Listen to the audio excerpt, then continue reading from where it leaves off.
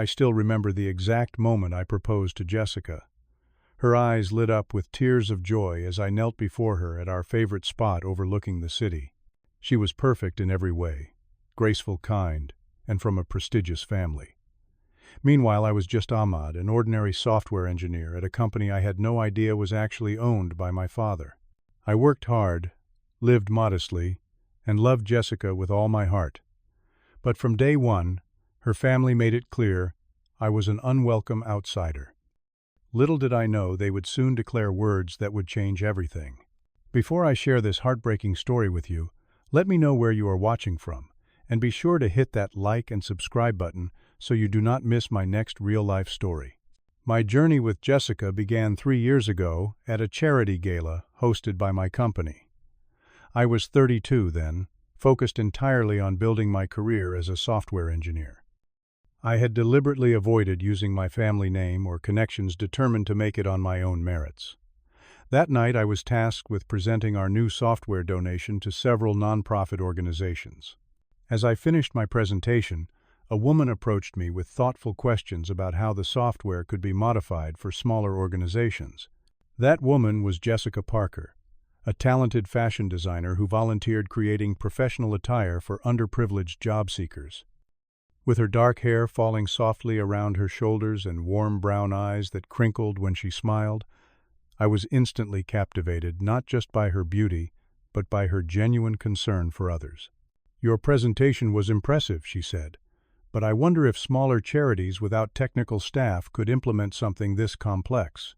Her question showed such consideration that I found myself suggesting coffee to discuss potential simplifications to the user interface. That coffee turned into dinner, and dinner into a walk along the riverfront until almost midnight. Jessica was incredibly easy to talk to. We shared similar values despite our different backgrounds. She spoke passionately about ethical fashion and sustainability, while I shared my love for creating technology that could genuinely help people. Our first official date was at a small planetarium. I had remembered her mentioning a childhood fascination with stars. As we lay back in our seats watching constellations swirl above us, I felt her hand find mine in the darkness. That simple touch sent electricity through my entire body. "This is perfect," she whispered. "How did you know?" What followed were the most wonderful 18 months of my life. We discovered our shared love for cooking together, hiking remote trails and spending rainy Sundays reading quietly side by side. When I caught a terrible flu, Jessica came over with homemade soup and stayed 3 days caring for me. When her design showcase hit a crisis week before opening, I took time off work to help her finish the display setups. Jessica had this beautiful laugh that started as a giggle and built into something that lit up her entire face. She loved surprising me with small gifts that showed how well she listened, like the rare programming book I had mentioned once in passing. She supported local animal shelters and would often drag me to adoption events, though we both knew our busy schedules could not accommodate a pet yet. After 18 months together, I knew with absolute certainty that I wanted to spend my life with her. I purchased a ring not as extravagant as her family might expect, but perfect for Jessica, who appreciated meaningful over flashy. I proposed at sunset on the bridge, where we had our first kiss. When she said yes, I felt like the luckiest man alive. Looking back now, I should have seen the warning signs from the first time I met her family. The dinner was held at their sprawling mansion in the most exclusive neighborhood in the city. The moment I walked through their imposing front doors, the temperature seemed to drop several degrees. William Parker, her father, was a stern man, with silver hair and a permanent frown. He ran Parker Construction once, one of the largest construction companies in the state, though I would later learn they were facing significant financial difficulties. Diana, her mother, wore her wealth like armor diamonds, glittering at her throat, and wrists her smile never quite reaching her eyes. James, her older brother and successful corporate attorney, barely acknowledged my presence throughout the evening. The interrogation began almost immediately. So Ahmad William began swirling expensive scotch in his crystal glass. "Which university did you attend?" "State University, sir. I earned my computer science degree there." A barely concealed look of disappointment passed between Jessica's parents. "Not Ivy League then," Diana remarked with a thin smile. "And your family? What does your father do?" I explained that my father was in business, deliberately vague as I always was about my family. I had grown up watching people change when they learned who my father was. Some became instantly sycophantic, others intimidated. I wanted neither reaction from Jessica or her family. "And you work as what exactly?" "IT support," James asked, not bothering to hide the condescension in his tone. "I am a senior software engineer," I corrected politely. "I develop security applications." "But not management," William noted as though confirming a suspicion. Throughout dinner the questions continued. Where did I live? What neighborhood? Renting or owning? What car did I drive? Each answer seemed to disappoint them further. Jessica squeezed my hand under the table, occasionally jumping in to highlight my accomplishments or change the subject. When we left that night, Jessica apologized. "They just need time to get to know you," she insisted. "Once they see how happy you make me, they will come around." But they never did. Each subsequent visit carried the same undercurrent of judgment. Diana would mention other men Jessica had dated, always highlighting their impressive family connections or career achievements. William would discuss business deals in terminology I was meant not to understand. James would make comments about new money versus established families. Despite their behavior, I remained determined to win their approval for Jessica's sake. I loved her too much to let her family stand between us. So, when I decided to propose, I was prepared for their resistance. The real trouble began after our engagement announcement. We had been engaged for just 2 weeks, when Jessica's father invited us for dinner to discuss wedding plans. Jessica was excited, believing this meant her family was finally accepting our relationship. At dinner, William raised his glass in a toast that felt more like a warning. "To the happy couple," he said without smiling. "May you both get exactly what you deserve from this union." That night, Diana cornered Jessica in the kitchen while I was speaking with James. I later learned she had questioned whether Jessica was throwing away her future on someone with limited prospects. Meanwhile, James spent 30 minutes explaining the benefits of a prenuptial agreement, strongly implying I might be after the Parker family money. On the drive home, Jessica was unusually quiet.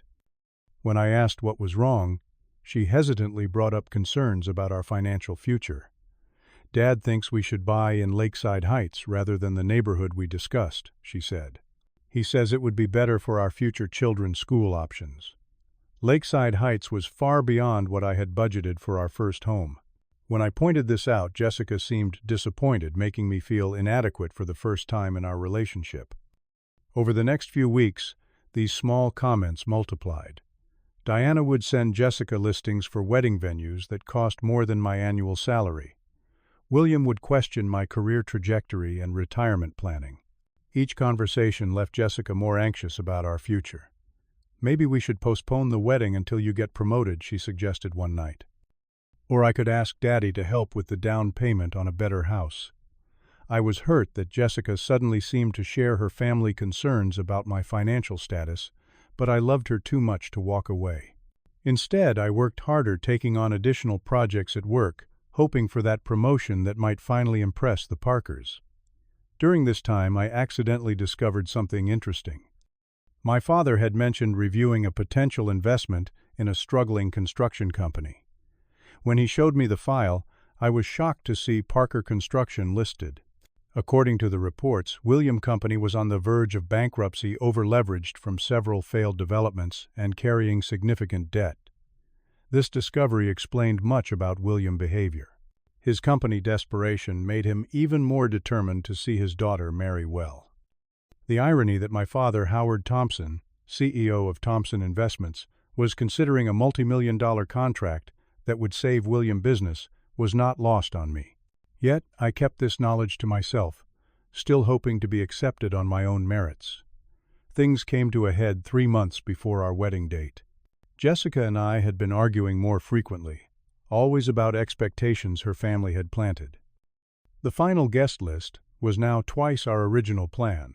The venue had been changed to one 3 times more expensive, and Jessica suddenly wanted to honeymoon in locations far beyond our agreed budget. "My parents just want the best for us," she would say whenever I expressed concern. "Is it so wrong to want nice things?"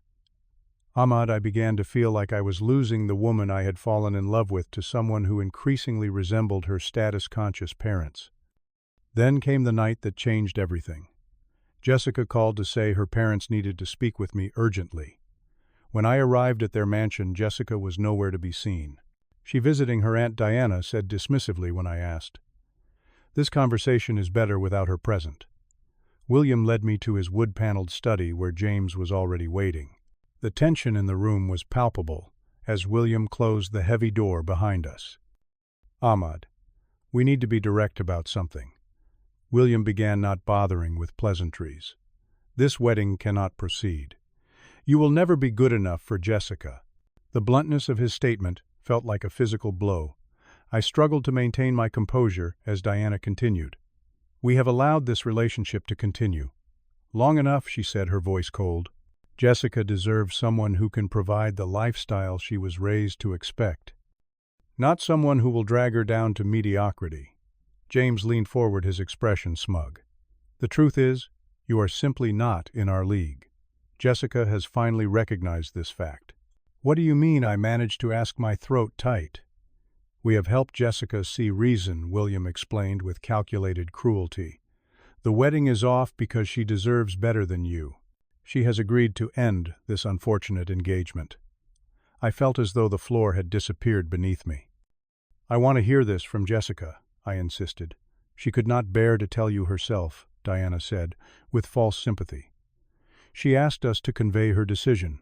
She has already begun seeing someone more appropriate, the son of one of our business partners, someone with the right background, education, and prospects." "You will receive the ring back by courier," James added, making it clear this decision was final. As these horrible revelations washed over me, I noticed William watching my reaction with almost predatory satisfaction. These people had never given me a chance, had actively worked to sabotage my relationship, and had now somehow convinced Jessica to leave me. I sat there absorbing their smug expressions and cruel words. 1,000 responses ran through my mind, from rage to pleading. Instead, I simply nodded, rose to my feet with as much dignity as I could muster, and walked out without another word.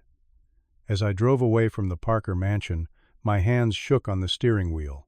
My entire future had just been demolished in under 10 minutes. I called Jessica repeatedly, but my calls went straight to voicemail. Had she really agreed to this, or was her family manipulating both of us? I pulled over when I realized I was too upset to drive safely. Sitting in my car, staring at nothing, a strange calm began to replace my initial shock. For the first time since meeting Jessica, I allowed myself to see the situation with complete clarity. Her family had judged me without ever knowing me, had actively worked to destroy our relationship, and Jessica had apparently allowed them to make this critical decision for her. I made a decision then that would change everything. I called my father. "Dad," I said when he answered, "I need to talk to you about something important. It is about the Parker construction deal." An hour later, I sat across from my father in his home office. I had told him everything from meeting Jessica to the awful conversation with her family. I admitted I had known about his potential contract with Parker Construction, but had said nothing, hoping to win the Parkers' respect on my own terms. My father listened without interrupting. When I finished, he leaned back in his chair with a thoughtful expression. "You know, son, I raised you to be independent, to make your own way.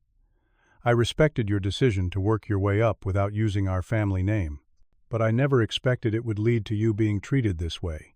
He picked up his phone and made a call to his chief financial officer. "John, about the Parker Construction bailout we discussed. Cancel it." "Yes, immediately. We will not be proceeding with that contract." "Thank you." With that simple call, William Parker lost his last hope of saving his failing company. The multi-million-dollar contract that would have rescued his business was gone. "Are you sure about this, Dad?" I asked, surprised at how quickly he had acted. "Absolutely. I will not do business with people who treat my son with such disrespect." William Parker can find another investor if anyone will have him. Just as we finished speaking, my phone rang. It was Jessica. I stepped into the hallway to take the call. "Ahmad, please, you have to listen to me," she began, her voice tear-filled. "I did not agree to end our engagement. My parents lied to you." "Then why did not you answer my calls?" I asked quietly. "They took my phone. I only just got it back from my mother. They told me you had called off the wedding, that you realized you could not provide for me properly." She was crying now. I knew something did not add up. "Please tell me we can fix this." I closed my eyes, feeling a deep sadness rather than the anger I had expected. "Jessica, your family told me the wedding is off because you deserve better than me. They said you agreed and are already seeing someone else." Her gasp of shock seemed genuine. "That is not true. None of it. I love you, Ahmad. Only you. But you have been different lately," I pointed out. "Questioning our future, pushing for things we cannot afford, seeming disappointed in what I can provide." There was a long pause.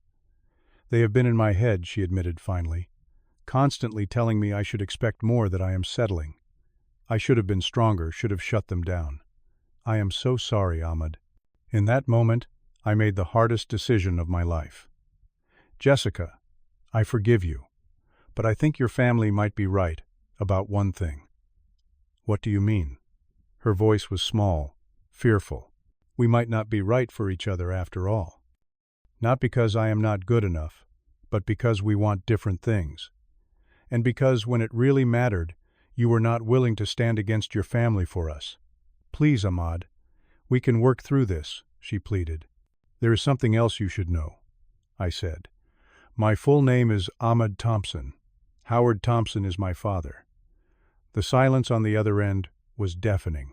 "Howard Thompson, the CEO of Thompson Investments. The billionaire, yes. The same man whose company was about to save your father business with a multi-million-dollar contract, a contract that has now been canceled." I heard her sharp intake of breath. "You never told me, because I wanted to be loved for myself, not my family name or money. Just as I loved you for who you are, not your family connections. Goodbye, Jessica." I hung up feeling a strange mixture of grief and relief. Within 24 hours, the news about the canceled contract reached William Parker. Within 48 hours, Parker construction stock had plummeted. Within a week, the company was facing imminent bankruptcy. The Parkers made desperate attempts to contact both me and my father. Calls, emails, even showing up at our homes and offices. All were politely but firmly rebuffed. Jessica called and texted constantly at first, her messages alternating between apologies, declarations of love, and eventually anger at my deception about my family. In our final conversation, she demanded, "Why did not you tell me who you really were?" "Would it have made a difference?" I asked. "Would your parents have treated me better if they had known my father could save their company? Is that the kind of relationship you would have wanted based on what my family could do for yours?" She had no answer to that. A month later, I heard through mutual friends that Jessica had a public falling out with her parents. She had moved out of the family home and was focusing on building her design business independently. Her father had eventually found another investor to save his company, but at terms far less favorable than what my father had offered. William Parker was now essentially an employee at his own company. 6 months after that fateful night at the Parker mansion, I had settled into a new rhythm. I had accepted a leadership position in my father's company, no longer hiding my family connection, but determined to prove my worth through hard work and innovation. I had moved to a new apartment, taken up rock climbing as therapy for my broken heart, and slowly begun rebuilding my life. One rainy Tuesday, I was volunteering at a youth coding program my foundation had established, when a young developer on my team approached me with concerns about his relationship. "My girlfriend parents think I am not good enough for her," he confided. "They keep trying to break us up." I found myself sharing parts of my experience, offering guidance I wished I had received. "The most important thing is honest communication between you two," I told him. "If she cannot stand with you against external pressures now, those problems will only grow with time. It felt good to transform my painful experience into something helpful for someone else. That became my new purpose, using my position to mentor others and create opportunities for those who, like me, wanted to succeed on their own merits. 3 months later, I unexpectedly ran into Jessica at a charity auction. She looked thinner, more serious, but there was a new determination in her eyes that I had not seen before. "Hello, Ahmad," she said, approaching me during intermission. "You look well." "So do you," I replied, surprised at how calm I felt seeing her again. We stepped onto a quiet terrace away from the crowd, where she told me about her new independent fashion line and the small boutique she had opened. "I should have fought for us," she said finally. "I should have been stronger." "We both made mistakes," I acknowledged. "I should have been honest about my family. Would we have worked, do you think?" If everything had been different, I considered this carefully. Maybe. But we cannot build a relationship on what-ifs. She nodded, understanding in her eyes. "My parents' company nearly went under. My father is not the same man anymore, more humble, less arrogant. Sometimes it takes losing everything to recognize what truly matters." We parted as friends that night, both recognizing that, while the love we shared had been real, the foundation had not been strong enough. Some broken things cannot be repaired, but the lessons they teach us remain invaluable. In the years since then, I have built a life focused on authenticity and purpose. The family foundation I now help manage provides scholarships for underprivileged students and funding for small businesses. I date occasionally but approach relationships with more wisdom, now recognizing that compatibility of values matters more than superficial connections. Jessica has become successful in her own right, her designs earning recognition independent of her family name. We exchange occasional friendly messages, both acknowledging that what happened between us, painful as it was, led us to become stronger, more authentic versions of ourselves. The most important lesson I learned from my experience with the Parkers is that your worth is never determined by someone else's judgment. It comes from within, from living according to your principles and treating others with the respect every human deserves. Money and status are poor measures of a person's character, and those who judge solely on these metrics often find themselves facing the consequences of their superficial values. Sometimes the most painful rejections lead us to our most authentic paths. Had I married Jessica, I might have spent years trying to prove myself to people who had decided I was not enough before they even knew me. Instead, I found freedom in walking away with my dignity intact. What experiences have you had with judgmental people who tried to determine your worth based on superficial standards? Did you find, as I did, that staying true to yourself ultimately leads to greater peace than trying to win the approval of those who will never truly see you? Share your stories in the comments below, and if this resonated with you, please hit that like button. Subscribe to my channel and share with someone who might need to hear that they are enough exactly as they are. Thank you for listening, and remember, those who truly value you will never make you feel like you need to be someone else to deserve their love.